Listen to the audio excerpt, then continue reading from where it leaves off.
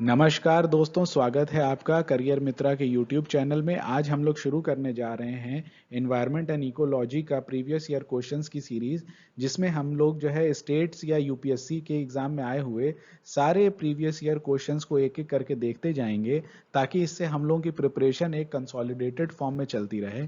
और हर क्वेश्चन के बारे में हम लोग संक्षेप में उस टॉपिक के बारे में भी थोड़ा पढ़ेंगे, जिससे आपको एक बेसिक आइडिया और ओवरव्यू मिल जाए कि इस क्वेश्चन को हमें अप्रोच किस तरीके से करना है। आप लोग हमारे हिस्ट्री और पॉलिटी के प्रीवियस ईयर क्वेश्चन की सीरीज देख ही रहे होंगे। उसी तर्ज पे एनवायरनमेंट के क्वेश्चन एंड आंसर की, जो कि प्रीवियस ईयर क्वेश्चंस हैं, उसकी बनाई गई है। आइए हम लोग शुरू करते हैं अपने पहले सीरीज से, और आइए देखते हैं अपना पहला क्वेश्चन। आइए दोस्तों, हम लोग देखते हैं अपना पहला प्रश्न, जो कि है जैविक एवं अजैविक संगठकों के मध्य बिचौलिया का कार्य करते हैं, अर्थात इनमें से कौन सा ऑप्शन सही है जो कि हमें ये बताता है कि जैविक संगठक और अजैविक संगठक के बीच में मध्य बिचौलिया का काम कौन करता है। पहला परजीवी, दूसरा वियोजक, तीसरा उत्पादक, चौथा उपभोक्ता। इसका सही जवाब है दोस्तों तीसरा, उत्पादक। तो दोस्तों आइए हम लोग ये समझते हैं कि उत्पादक किसे कहते हैं। देखिए, वो सारे पौधे यानी वो सारे प्राइमरी प्रोड्यूसर जो कि प्रकाश यानी रोशनी को के संश्लेषण के द्वारा भोजन का निर्माण करते हैं, उन्हें हम लोग उत्पादक कहते हैं। ये जैविक यानी बायोटिक और अजैविक यानी एबायोटिक कंपोनेंट्स के बीच में इंटरमीडियरी का काम करते हैं। वो कैसे करते हैं? देखिए, जब सूर्य की रोशनी से ये फोटोसिंथेसिस के द्वारा फूड प्रोड्यूस करते हैं और उसकी एनर्जी को ये अपने अंदर स्टोर करते हैं। दूसरी तरफ ये मिट्टी यानी मृदा या सॉइल से जो है, जो मिनरल्स और न्यूट्रिएंट्स होते हैं, जैसे आयरन हो गया, जिंक हो गया, कॉपर हो गया, इसको जो है ये जमीन से एब्जॉर्ब करते हैं और हमें यानी कंज्यूमर्स तक पहुंचाते हैं। इसीलिए कहा जाता है कि ये जैविक और अजैविक संगठनों के बीच में बिचौलिए का काम करते हैं। इनमें हम लोग दो और टर्म्स दिए हुए हैं, परजीवी, जिनका मतलब होता है पैरासाइट। पैरासाइट वो होते हैं जो किसी और जीव पे जो है अपने भोजन के लिए डिपेंड करते हैं। और एक हो गए उपभोक्ता। उपभोक्ता यानी कंज्यूमर, जो कि हम लोग हैं, जो कि प्रोड्यूसर पे डिपेंड करते हैं अपने फूड्स के लिए या दूसरे कंज्यूमर्स पे। देखिए, कंज्यूमर दो तरीके के होते हैं, एक प्राइमरी एक सेकेंडरी। प्राइमरी वो होते हैं जो पेड़ पौधों पर डिपेंडेंट होते हैं, और सेकेंडरी वो जो दूसरे कंज्यूमर्स पर डिपेंड करते हैं। जैसे कि शेर हो गया, शेर हिरन खाता है, हिरन पेड़ पौधे घास पत्तियां खाता है। तो हिरन हो गया प्राइमरी कंज्यूमर और शेर हो गया सेकेंडरी कंज्यूमर। आइए दोस्तों, हम लोग देखते हैं अपना अगला प्रश्न, जो कि है सतत विकास के लिए आवश्यक है। सतत विकास का मतलब होता है सस्टेनेबल डेवलपमेंट। तो पहला ऑप्शन है जैविक विविधता का संरक्षण, दूसरा है प्रदूषण का निरोध एवं नियंत्रण, तीसरा है निर्धनता को घटाना, और चौथा है उपर्युक्त सभी यानी ऑल ऑफ द अबव। देखिए दोस्तों, इसका सही जवाब है चौथा, उपर्युक्त सभी। सतत विकास के लिए हमें इन तीनों को जो है जरूरी होता है। और सतत विकास सिर्फ इन्वायरमेंटल फैक्टर के अलावा सोशियो इन्वायरमेंटल और पॉलिटिकल और कल्चरल फैक्टर सबको इंक्लूड करता है। इसीलिए इसे हम लोग सस्टेनेबल डेवलपमेंट करते हैं। आइए अगली स्लाइड में हम लोग थोड़ा सा सतत विकास के बारे में और जानते हैं। दोस्तों आइए हम लोग थोड़ा सतत विकास यानी सस्टेनेबल डेवलपमेंट के बारे में समझते हैं। देखिए, सतत विकास या धारणीय विकास, ये वो कॉन्सेप्ट है जिसके तहत हम लोग जो है प्रेजेंट नीड्स यानी वर्तमान की आवश्यकताओं के साथ फ्यूचर डिमांड्स यानी भविष्य की आवश्यकताओं को भी ध्यान में रखा जाता है। ये एक इंटरजेनरेशनल कॉन्सेप्ट है। इंटरजेनरेशनल को हम लोग हिंदी में अगर कहें तो इसे कहेंगे हम लोग अंतर पीढ़ीगत संवेदनशीलता का विषय है।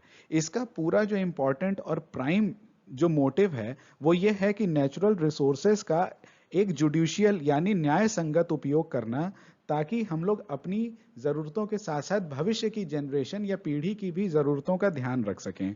इसकी जो पहली व्याख्या थी, ये 1987 में world commission on environment and development report में, जिसका नाम था अवर कॉमन फ्यूचर, में की गई थी। आप लोग परेशान मत होइए, ये मैंने सिर्फ यहाँ पे इसलिए बता दिया है क्योंकि क्विज में हम लोग थोड़ा सा एक एक्सप्लेनेशन दे रहे हैं, लेकिन हम लोग जल्द ही अपना एनवायरनमेंट का पूरा मॉड्यूल भी बनाएंगे, जिसमें ये सारे कॉन्सेप्ट आपको पीपीटी के साथ भी प्रोवाइड किए जाएंगे। तो अभी मेरे ख्याल से आप लोग सुनते जाइए और इसको समझते जाइए। तो ठीक है, हम लोग जैसा कि जो है सतत विकास पे बात कर रहे थे। तो देखिए सतत विकास के लिए कुछ जरूरी कंपोनेंट्स है उसके। एक तो हो गया बायोडायवर्सिटी का संरक्षण, जिसे हम लोग कहते हैं जैविक विविधता। दूसरा हो गया एनवायरमेंटल पोल्यूशन को कंट्रोल करना और उसको रोकना आगे बढ़ने से। और उसके साथ ही हम लोग इसमें सोशियोलॉजिकल एस्पेक्ट को भी देखते हैं। सोशियोलॉजिकल मतलब गरीबी दूर करना, भुखमरी दूर करना। ये एक पूरा होलिस्टिक कॉन्सेप्ट है जिसके अंदर मनुष्य और पर्यावरण दोनों को साथ लेके चलते हैं। इसीलिए सतत विकास के लिए ये ऑप्शन 1, 2, 3 ये सभी इसके अंतर्गत आते हैं।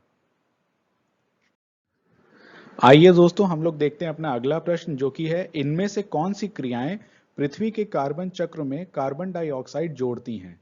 पहला ऑप्शन है प्रकाश संश्लेषण, दूसरा है श्वसन, तीसरा है जैव पदार्थों का क्षय, चौथा है ज्वालामुखी क्रियाएं। इसका सही जवाब है दोस्तों ए, 2, 3 और 4 यानी ऑप्शन सी। सिर्फ प्रकाश संश्लेषण को छोड़ के बाकी तीनों जो क्रियाएं हैं ये पृथ्वी के कार्बन चक्र में कार्बन डाइऑक्साइड को जोड़ती हैं। आइए दोस्तों हम लोग थोड़ा कार्बन चक्र यानी कार्बन साइकिल के बारे में भी समझ लेते हैं। देखिए कार्बन पृथ्वी पर बहुत सारी अवस्थाओं में पाया जाता है। सबसे ज्यादा मूल रूप में ये ग्रेफाइट या हीरे के रूप में पाया जाता है, लेकिन एज अ कार्बन डाइऑक्साइड ये बहुत इंपॉर्टेंट है। जैसा कि हम लोग ज्योग्राफी में भी पढ़ेंगे, ये अर्थ के टेम्परेचर को मेंटेन करने में बहुत इंपॉर्टेंट रोल बनाता है। इसको हम लोग हीट बजट के कॉन्सेप्ट में भी पढ़ते हैं। लेकिन बहुत सारे फॉसिल फ्यूल के बर्न होने की वजह से, पेड़ों की कटौती की वजह से जो कार्बन डाइऑक्साइड की अमाउंट है वो वातावरण में बढ़ने लगी है। इसकी वजह से हम लोग एक फिनोमिना का शिकार हो रहे हैं जिसको हम लोग कहते हैं ग्लोबल वार्मिंग, जिसकी वजह है ग्रीन हाउस गैस इफेक्ट। इसके बारे में हम लोग जो है ज्योग्राफी में डिटेल में पढ़ेंगे। लेकिन हम लोग थोड़ा सा कार्बन चक्र के बारे में ये समझ लेते हैं कि कार्बनिक पदार्थ जो हैं ये एनवायरनमेंट में ऐड कैसे होते हैं, यानी कार्बन डाइऑक्साइड किस तरीके से एनवायरनमेंट में ऐड होती है।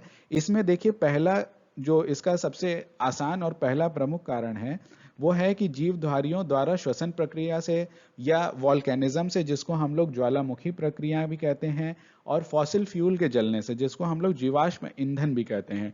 इसकी वजह से कार्बन डाइऑक्साइड एटमॉस्फेयर में ऐड होता है। प्रकाश संश्लेषण से कार्बन डाइऑक्साइड एटमॉस्फेयर में ऐड नहीं होता है।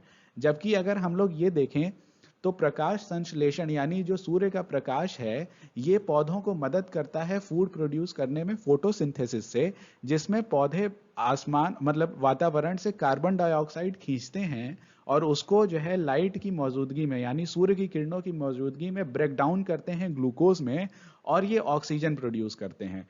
तो पौधे एक तरीके से सनलाइट जो है पौधों को मदद करती है कार्बन डाइऑक्साइड कम करने की वजह लिए। इसीलिए कहा जाता है कि हम लोगों को ज्यादा से ज्यादा पेड़ लगाने चाहिए, जिससे हम लोग ग्रीन हाउस गैस इफेक्ट जो है कार्बन डाइऑक्साइड की वजह से उसको हम लोग टैकल कर पाए। इसीलिए इसका सही जवाब है 2, 3 और 4। श्वसन जो कि जीवों द्वारा होता है, जैव पदार्थों का क्षय यानी ऑर्गेनिक कंपाउंड्स या ऑर्गेनिक मॉलिक्यूल जो भी होते हैं जब वो डिकम्पोज होते हैं तो भी कार्बन डाइऑक्साइड रिलीज होती है, और चौथा ज्वालामुखी क्रियाएं जैसे कि वॉल्केनिज्म है जिसको ज्वालामुखी क्रियाएं कहते हैं। तो सही ऑप्शन है सी, केवल 2, 3 और 4। आइए दोस्तों हम लोग देखते हैं अपना अगला प्रश्न, जो कि है वर्षा की मात्रा निर्भर करती है इनमें से किस पर। पहला ऑप्शन है हवा के दबाव पर, दूसरा है वायुमंडल की नमी पर, तीसरा है जल चक्र पर, चौथा है तापमान पर। देखिए दोस्तों इसका सही जवाब है वायुमंडल की नमी पर, यानी ऑप्शन नंबर 2।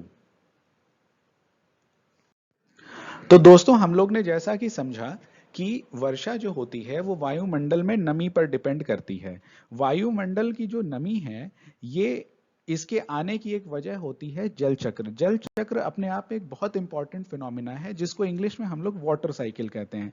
ये जो वाटर साइकिल है यही एटमॉस्फेयर में यानी वातावरण में मॉइस्चर ऐड करती है और जिसकी वजह से जो है वर्षा होने की कारण बनती है।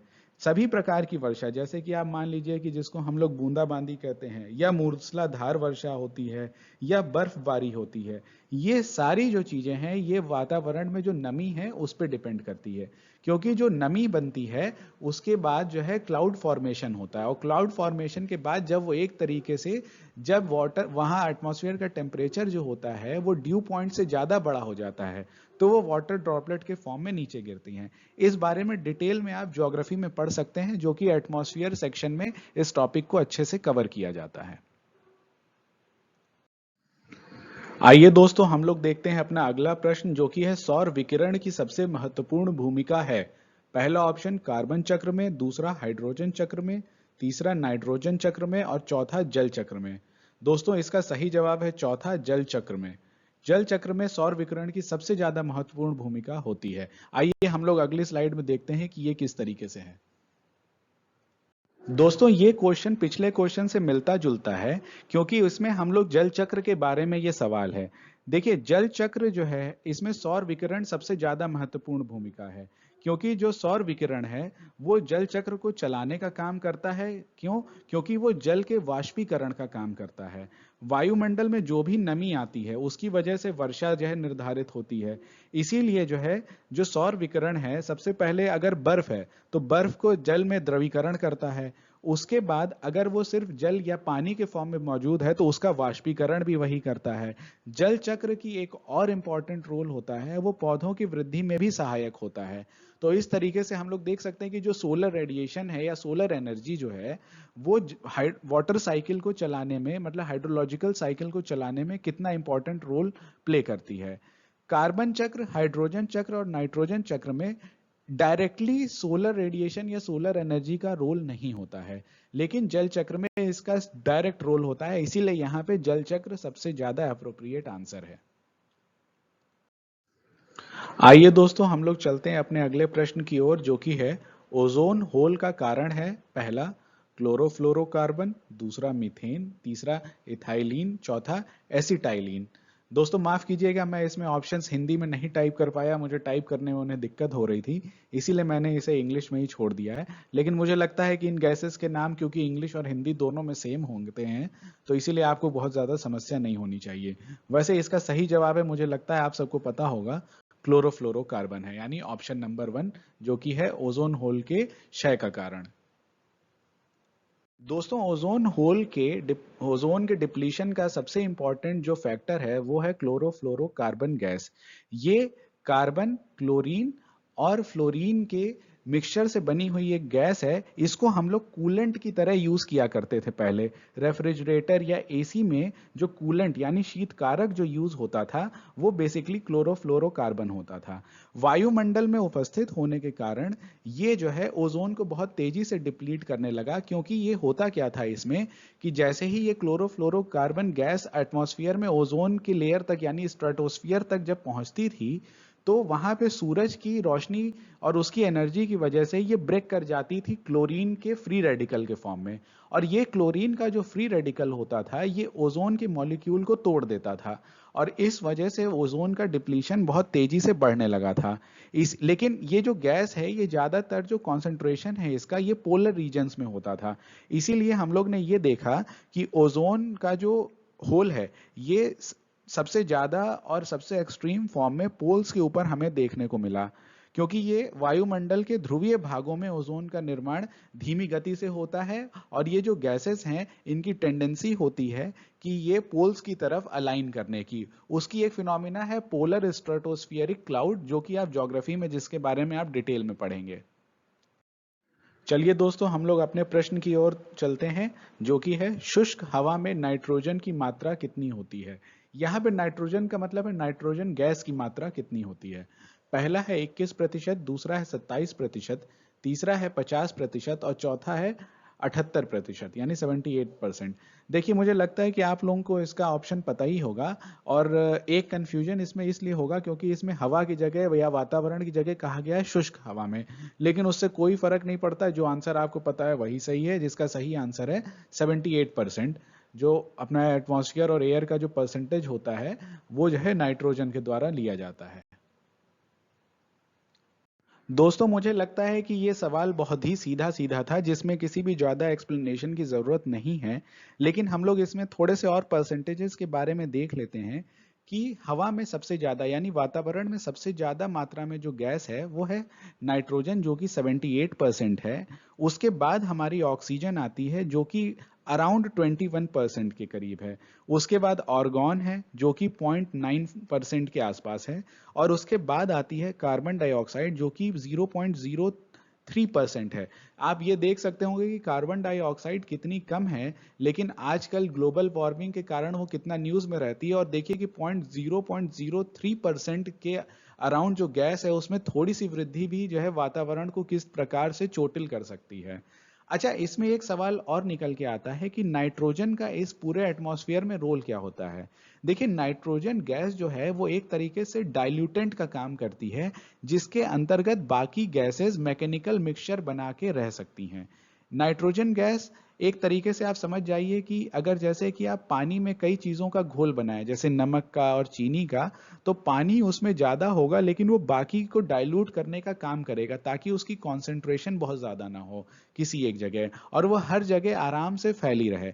यही काम नाइट्रोजन भी एटमॉस्फेयर में करती है, जो कि हम कहते हैं नाइट्रोजन गैस एटमॉस्फेयर में डाइल्यूटेंट का काम करती है। इसके बारे में इन डिटेल में एटमॉस्फेयर की सीरीज में भी हम लोग पढ़ेंगे। आइए अब बढ़ते हैं अगले प्रश्न की ओर। आइए दोस्तों, हम लोग देखते हैं अपना अगला प्रश्न, जो कि है निम्नलिखित में से कौन सा कार्य पेड़ पौधों का नहीं है। मतलब इन चारों ऑप्शन में से कौन सा काम है जो पेड़ पौधे नहीं करते हैं। पहला है कार्बन डाइऑक्साइड का अवशोषण, दूसरा है शोर का अवशोषण, तीसरा है वायु का प्रदूषण, और चौथा है ऑक्सीजन की विमुक्ति।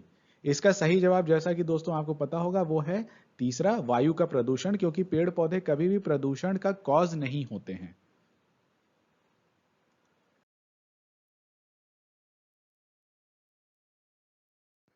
दोस्तों, आइए हम लोग थोड़ा सा डिटेल में देखते हैं कि पेड़ पौधे क्या क्या काम करते हैं।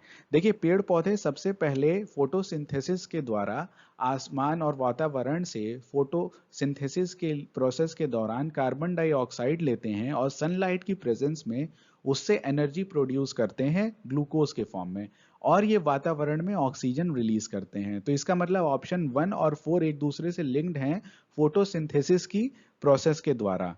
लेकिन ये एक और जरूरी काम करते हैं, वो है शोर का अवशोषण, यानी नॉइज पोल्यूशन को कंट्रोल करने के लिए।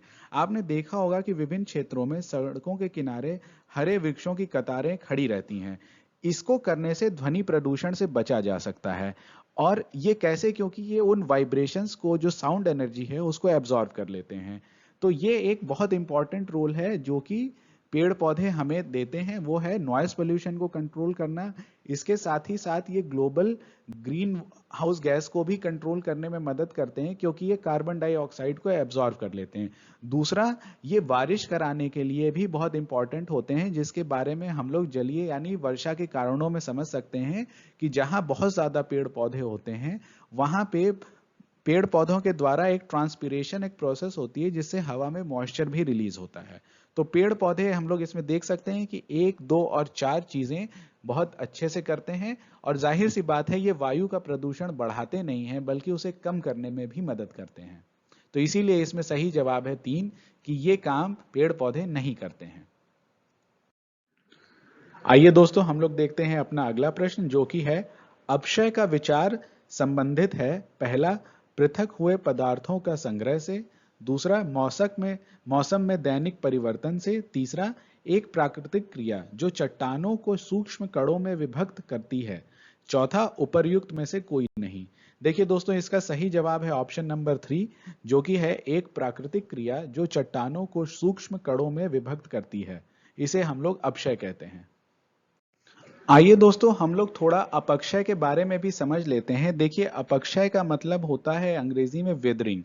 ये चट्टानों की टूट फूट की वह क्रिया है जिसके अंतर्गत चट्टानें विघटन तथा वियोजन द्वारा ढीली पड़कर एवं विदीर्ण होकर अपने स्थान पर ही बिखर कर रह जाती हैं। ये कई प्रकार से होता है। इसको फिजिकल वीदरिंग भी के तरीके से भी हो सकता है, जिसमें कई बार गर्म और ठंडी की वजह से, इसमें टेम्परेचर डिफरेंस की वजह से टूट जाती हैं।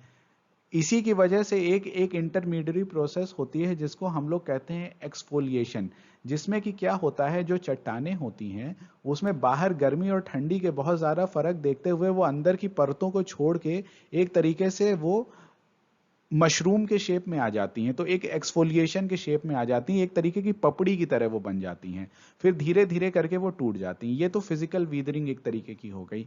एक होती है केमिकल वीदरिंग, जिसमें क्या होता है कि जैसे अगर मान लीजिए कि कार्बोनिक रॉक है या कार्बोनेट से बनी कोई रॉक है और उसमें पानी चला जाए तो पानी उसमें कार्बोनिक एसिड बना लेता है, जिसकी वजह से वो रॉक या चट्टान जो होती है वो टूटने लगती है। इसी तरह एक होती है बायोलॉजिकल वीदरिंग, जैसे कि चट्टान पे कुछ दरारें पड़ी और वहां पे कुछ पौधे जमने लगे, तो उन पौधों की जो जड़ें होती हैं वो उसमें धीरे धीरे अपनी जगह बनाती जाती हैं और उस चट्टान को धीरे धीरे तोड़ती जाती हैं। तो ये एक नेचुरल फिनोमिना है, ये आगे चल के सॉइल फॉर्मेशन में भी ये बहुत इंपॉर्टेंट रोल प्ले करती है। तो इसका जवाब यही है कि अपक्षय एक प्राकृतिक क्रिया है, यानी वीदरिंग एक नेचुरल प्रोसेस है जो कि चट्टानों को सूक्ष्म कणों में विभक्त करती है और ये आगे चल के सॉइल फॉर्मेशन में एक बहुत इंपॉर्टेंट रोल प्ले करती है। तो दोस्तों, मुझे उम्मीद है कि आपको ये पूरा क्विज पसंद आया होगा। हालांकि मुझे ऐसा लगता है कि इस क्विज के कई सारे क्वेश्चन होंगे जो आपको बहुत आसान लगे होंगे, लेकिन ये सिर्फ क्विज का पहला पार्ट था और धीरे धीरे हम लोग जो है टफ क्वेश्चंस पे आते जाएंगे, क्योंकि हमें उसका एक्सप्लेनेशन भी इस तरीके से प्रिपेयर करना होता है जिससे हम लोग उस कॉन्सेप्ट को आपको जो है कम शब्दों में समझा सकें।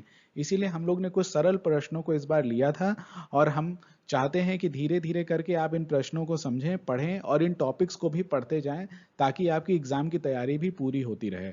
और अगर आपको ये पसंद आया होगा तो हमारे बाकी वीडियोस भी देखिएगा, और ये वीडियो अगर आपको अच्छा लगा हो तो इसे लाइक करें, अपने दोस्तों के साथ इसे शेयर करें और करियर मित्रा के चैनल को सब्सक्राइब करें, ताकि आने वाले नए वीडियोस के बारे में आपको पता चलता रहे। धन्यवाद दोस्तों, मिलते हैं अगले वीडियो में।